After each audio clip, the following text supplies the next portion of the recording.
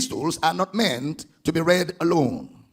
The epistles are meant to be read with the Old Testament books.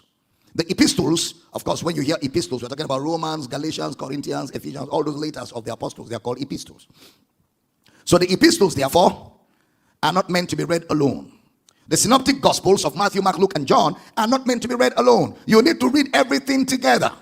We read the Bible together. We read the Bible together. Very critical. Because we have a more expansive insight into God's will, having the Old Testament and the New Testament books. A more expansive insight.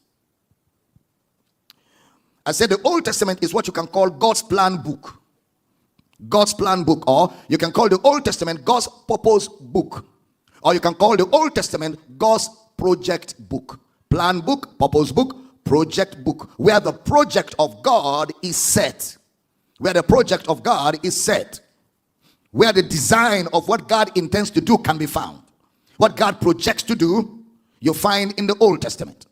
And then the commencement of God's project begins from Matthew, Mark, Luke, John, and that commencement right into the epistles. What he intends to do, how he intends to do it, setup of it, the project plan is the Old Testament. From Matthew is the commencement of that project plan in the Old Testament.